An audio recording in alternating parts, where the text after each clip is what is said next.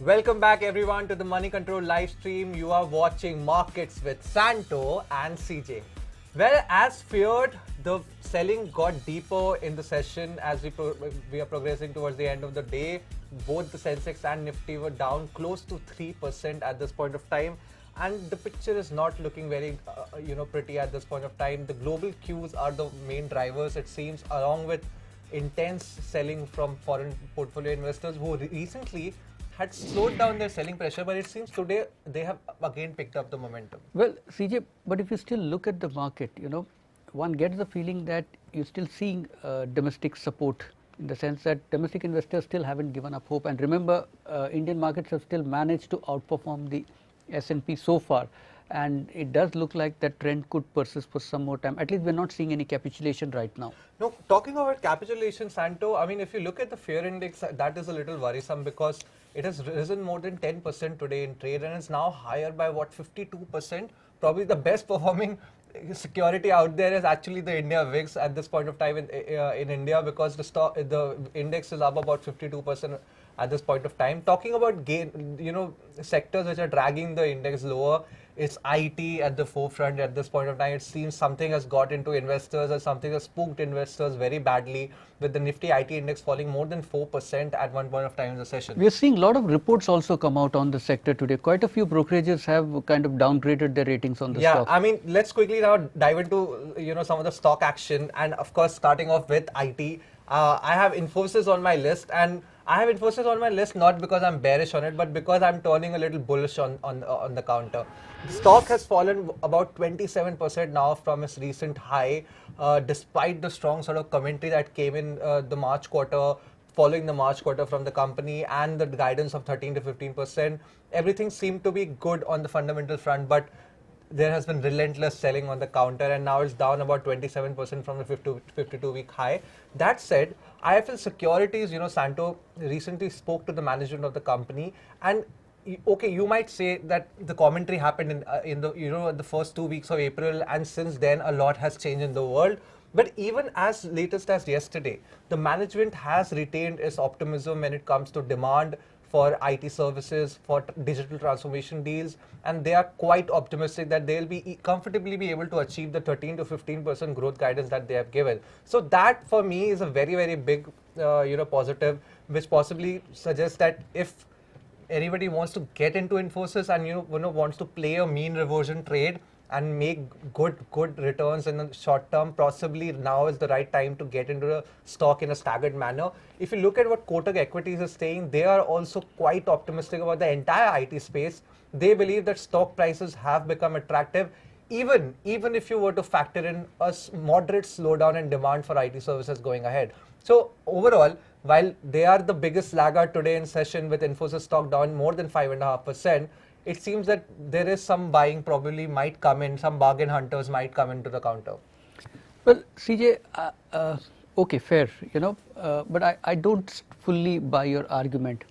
Now, when do you fully buy my argument? So see, even in that Kotak report, it's mentioned that they have factored in margin pressure, okay, which, however, they're still not, their model doesn't still factor in a recession. And, the chatter over recession that's just in the US, that's just been getting louder, and according to a Bloomberg survey, 30% of the respondents are now feel that there could be a recession in the US. This is now the highest in almost 3 months. So that chatter is getting louder.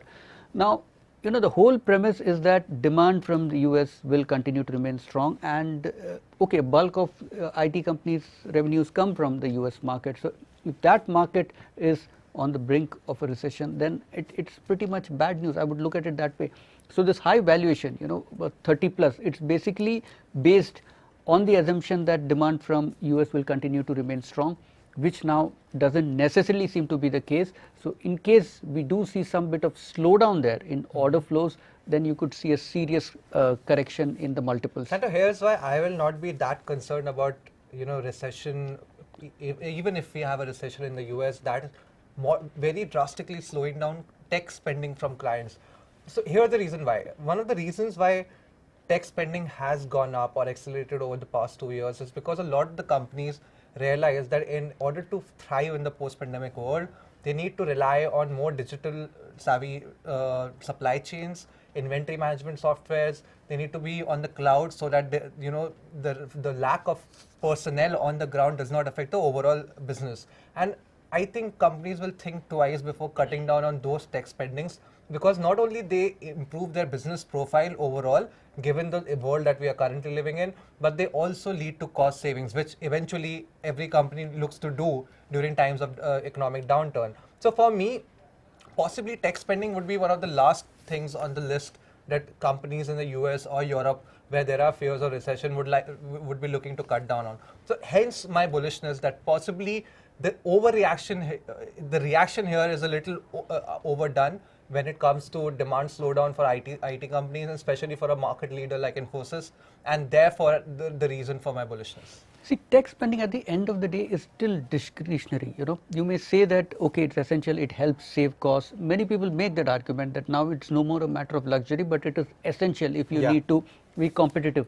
But when situation turns dire, this is one of the areas where people try and cut back, because yes, it is good, it helps cut costs and other things, but when you yourself need to cut costs, probably this is the area you first look at.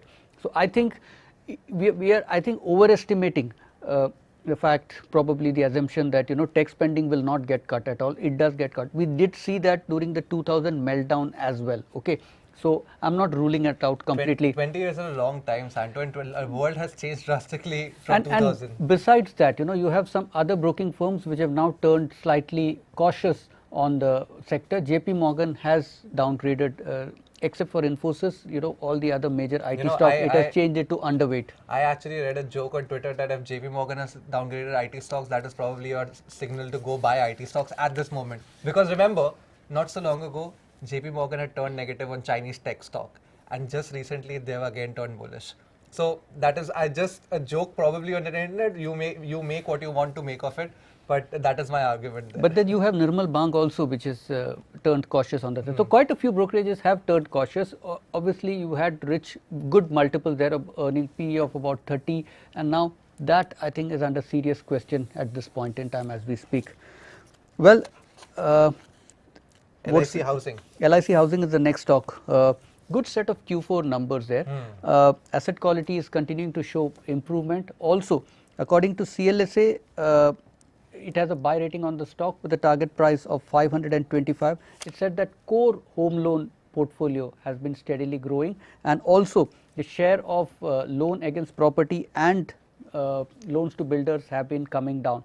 So you've seen the stock holding well in a weak market today. Yeah, I mean, if you talk to a lot of the analysts, they actually see LIC Housing Finance probably as a better bet than even HDFC to play the revival in the residential real estate space.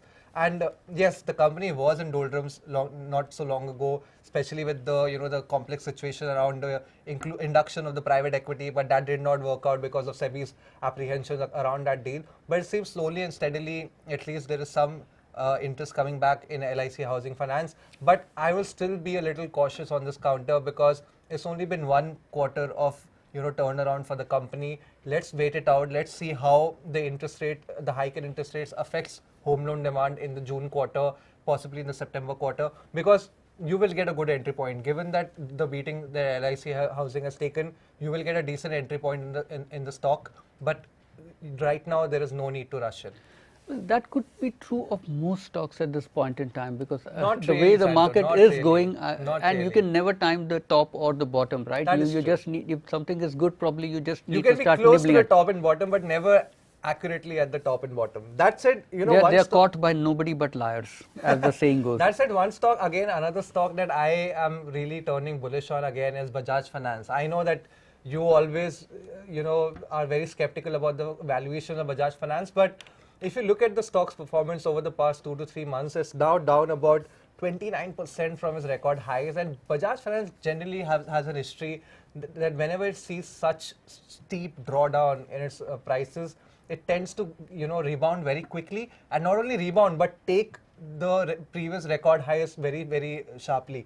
So for me, at this point of time, from a valuation perspective, the stock is turning quite attractive, especially when you keep in mind the March quarter earnings that came in the user additions was very strong, the loan growth was very strong, and the management has indicated that that will remain to be the case in the coming June quarter and September quarter. Also, probably after 2 years, the management is going to have 2 quarters of no disruption from COVID. So it will be very interesting to see how they perform in a non-COVID disrupted quarter in June and September. Apart from that, Julius Baer has also suggested that the stock is a very attractive play in the retail financing space at this point of time, especially given the recent stock price correction.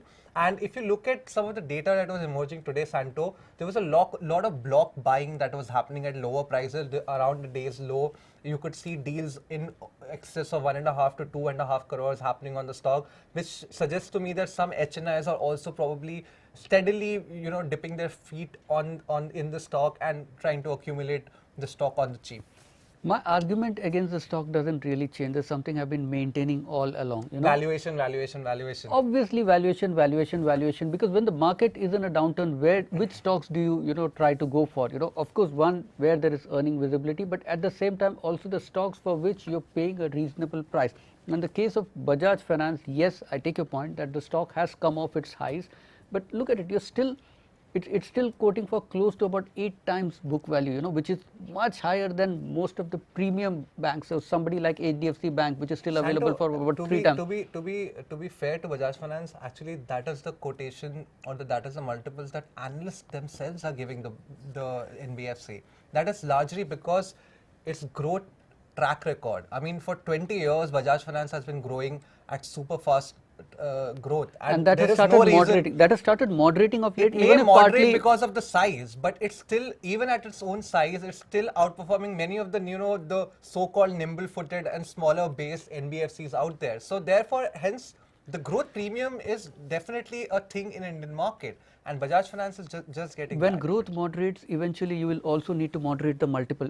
Second point is that as interest rates rise, obviously it pushes up the cost of lending for somebody like Bajaj Finance, but more importantly it also means that people's ability to take out loan and then pay the high EMIs, that also reduces. So that is something you will need to keep a watch out for, at least for the next couple of quarters. It would not have been such a bad thing had valuations been reasonable, but in this case I would say come off a third, Santo, from their peak. So I think there is some cause for a value here. This has all the indications of a bear market, and typically what you see in bear markets is that 1/3 correction from the top is hardly a correction at all.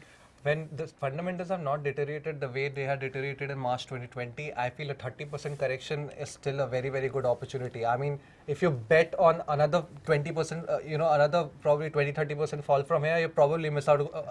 You're going to miss out on the gravy train. Despite the blowout earnings, stock price has been under pressure. Well, Pidilite Industries, the next stock on our watch list. The fourth quarter numbers were quite tepid. Decent growth in top line, but the bottom line was under pressure, mainly due to margins coming off sharply. Now, the company the management had spoken to CNBC TV18 today, and they said that they would rather absorb some of the increase in raw material costs. So vinyl, so VAM, which is their prime raw material, it's almost risen very sharply. It's at record highs right now, and they've been able to pass on only 75% of that higher price on to consumers, but they are quite okay with that. Given the kind of pressure that you're seeing in on the margins here, 90 times is like a very, very expensive price to pay for that. Santo, Pidilite is a market leader, and it has been a market leader for a very, very long time. So being a market leader gives it certain advantages, right? And one of those advantages is to be able to dilute their margin in order to protect their market share. They are anyway have industry leading margins, and they can give up a few basis points of margin in order to ensure that their volume share or their market share remains intact, if not grows, right? They are not going to let go of an opportunity when there is so much consolidation happening in that industry, in that sector, because of recent reforms, because of the pandemic. They are not going to lose out on the opportunity to gain market share, right? So I am not so fearful about the fact that they are giving up a little bit of margin. If you look at the volume performance for the company in the March quarter, the volume as well as the sales performance was great, with 20% year-on-year growth, which is very, very comforting in an environment where apparently you are going through a rural slowdown, you're going through some sort of demand pressure because of high inflation and whatnot. So for me, that sort of a number coming out on the top line is very comforting. That shows to me that demand is still there. And let's remember, margins are not going to be perpetually, margin pressure is not going to be perpetually there, right? But market share gaining opportunities comes only once in a while. So for me, margin is not really a big concern. And if you look at it from a pure valuation perspective as well, stock has corrected. It's not like the stock has not corrected, but given its high growth trajectory, these sort of correction will end up being an accumulation opportunity for longer term investors. This is what people did in 2020. This is what people did in 2019. And I believe that again, Pidilite is going to demonstrate why it always returns to the investors the favor of keeping the faith on the stock. So it's been a great performance, CJ, but just look at the compounded growth in both sales and profit over the last 5 years. It's less than 10%, right? And still that market is valuing it at such a high multiple. So it's done very well in the past. Now going forward, will that kind of growth rate persist? Will you blame Gucci for pricing its bag expensive just because it provides a higher quality product? But in this case, it should reflect finally in the earnings, right? Why will you? It's the premium on valuation for companies like Pidilite or Asian Paints or HUL is always for the consistency, because don't forget, you are not in the United States, you are in India, where managements do things where growth always blows away and then blows down, and therefore consistency is what people are looking for, quality and consistency and great corporate governance. And when you have the combination of three in a company, you are not afraid to pay that extra $2 or $3 to own it in your portfolio. You're not paying $2 or $3 extra here, CJ. It's just an example. It's just an example, my friend. That's it. One stock that possibly could become one of these stocks is Sandur Manganese. The stock has been rallying over the past two years. I mean, it has given more than 200-300% returns to investors. And even if you look at the recent quarter, the March quarter earnings, very, very strong numbers, over 100% growth in top line and nearly 3 times growth in the net profit of the company. Thus, even if you look at it from a cash flow basis, operating cash flow more than doubled in FY22, which goes to show that possibly the valuations that the stock currently has are still cheaper when you take into account the sort of growth rate that the company is giving. And this is one stock that has attracted the eyes of a lot of HNIs out there. So maybe something that a lot of retail investors will want to keep in mind, especially those who want to play the small cap to mid cap journey in the stock market. This could be definitely one candidate. Well, let's take a quick look at the market. Just about 15 minutes of trade. I don't think there has been any improvement, Santo. We are still down in the dumps. And the Nifty is struggling to hold above 15,800. Yes. It just managed now, but it's been continuously falling there. And mid caps are also in a bad shape. So it does look like the previous low, which we had seen in March, might well be broken. Possibly. I mean, look at the bloodbath in tech stocks at this point of time. TCS, Infosys, Tech Mahindra, HCL Tech, and Wipro are the top 5 losers on the BSE Sensex, all down around 5.5 to 6.5% at this point of time. The only gainer on Sensex and Nifty is ITC, along with Dr. Reddy's, which is largely flat. But ITC is the one just standing out, and it is so strange that once stock that was beaten down and out in 2021, was ridiculed out of context, is now probably the only hiding space for investors and market out there. It's almost at a 3-year high right now. It is definitely. So, but that will be that's like cold comfort for somebody who is invested in the stock, who's been invested in the stock for the last 10 years. So it also depends on what time frame you're looking at. Absolutely. That is why I say it is also about timing in the market, right? Yeah. It is also about timing in the market. So what is it that probably we have missed here, CJ? Oh, Santo, something very interesting that came to my attention recently. You would have heard of companies trying to sometimes make a meal out of small events and trying to sell it as something that is a major event in the company's history, and therefore it should reflect in the stock prices. But in case of Urja Global Limited, a micro cap company, the company made up an entire partnership for a product which in itself did not exist, right? The company had entered earlier this week. SEBI came out with an order against the company, wherein the order showed that the company had entered a partnership with a Japanese company in order to manufacture a certain product for them. Now, what was this product? This product was called Zacobite, right? What is a Zacobite exactly? Even I don't know what Zacobite, let alone me, even Google Baba does not know what Zacobite is, my friend. In fact, according to SEBI's order, when it did searches for Google, the only reference for Zacobite was actually the company's own website, right? There is no mention anywhere on the planet of a product called Zacobite. It's spelled basically Zacobite. And then SEBI order goes on further to say that the word itself is fictitious. So this is some nerve, I would say, and CJ. this is one stock, Santo, which actually is quite popular in Telegram circles, in Twitter circles. It has been recommended out of tilt across the past 2 years. It had made a big amount of gain actually at one point of time. Being a penny stock, it rose from about 4 level to almost 24 rupees, from rupees 4 to 24. That is almost 6x, 8x gains on the stock. And now it's down about 12 to 13 rupees. The funny thing is that even after the order came out, the stock for the previous 2 sessions was actually hitting upper circuit, right? So that goes to show the sort of mentality sometimes investors can have. Coming back to the sort of action that SEBI has taken against the company, they have banned Urja Global from accessing the capital market for the next 2 years. Plus, they have said that any disclosure that the company makes has to be certified by a company secretary, except for the financial earnings, of course. So, yeah, very tough time for the promoters of Urja Global, and a very, very embarrassing case of wherein you have seen completely stranger than fiction sort of a case coming out in front of the market. I wonder what the next product from that company's table is going to be. Now you have to be skeptical about everything that the company has to say.